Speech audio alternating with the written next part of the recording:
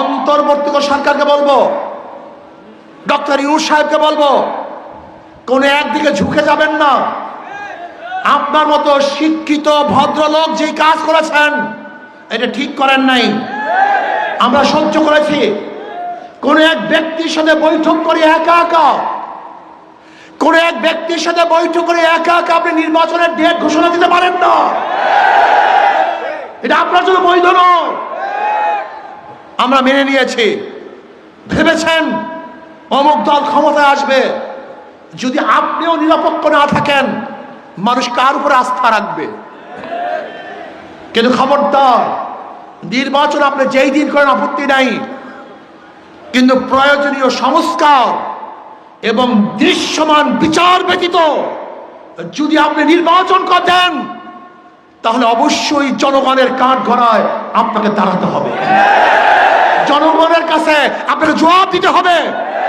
ইউনূস সাহেব, আপনি তিনটা জিনিসকে সামনে নিয়ে ওই চেয়ারে বসেছিলেন, সংস্কার, দৃশ্যমান বিচার এবং নির্বাচন।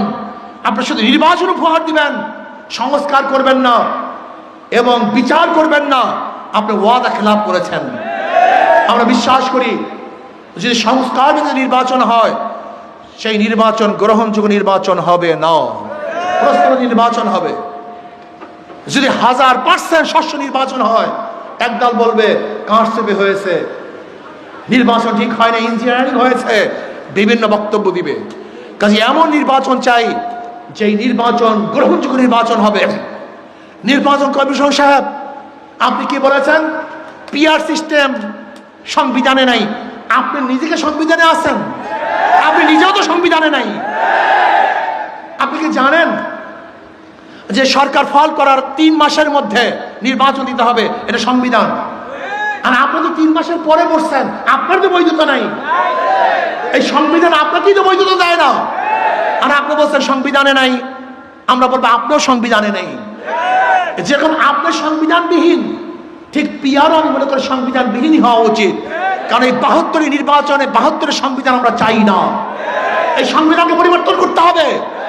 সমস্ত ফ্যাসিস্ট তৈরি করে এই 72 সংবিধান, এটা যার যার মতো কেটে সেটে নিজেদের অনুযায়ী, নিজেদের স্বার্থ অনুযায়ী সাজানো হয়েছে।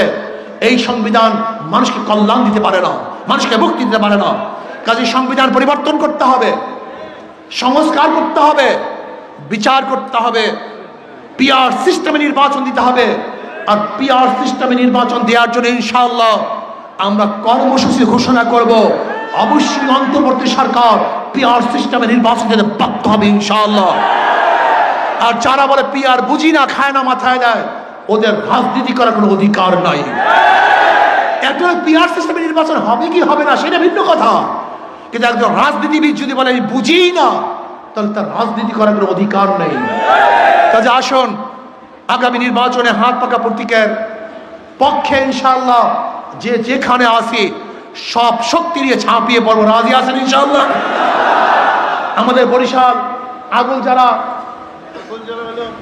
আমাদের আগুলজারা উজিরপুর থেকে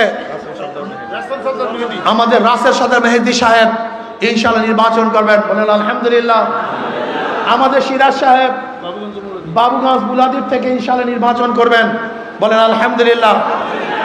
আর আমাদের হযরত মাওলানা মুফতি আবুল খায়ের সাহেব মেহেন্দিগঞ্জ হিজলার থেকে নির্বাচন করবেন, আলহামদুলিল্লাহ। এবং আমাদের ডাক্তার সিরাজি সাহেব আলহামদুলিল্লাহ, তার অবস্থা তো খুবই ভালো, ইনশাআল্লাহ নওসিরে জালুঘাট থেকে নির্বাচন করবেন, আলহামদুলিল্লাহ। আমাদের সবাইকে কবুল করে নেন। এবার বরিশালবাসী বেদেশে জোট, হাত পাখায় দিনে ভোট। আল্লাহ আমাদের সবাইকে হাত পাখায় জন্ম দেয় বরিশাল সদর থেকে। আল্লাহুম্মা আমিন।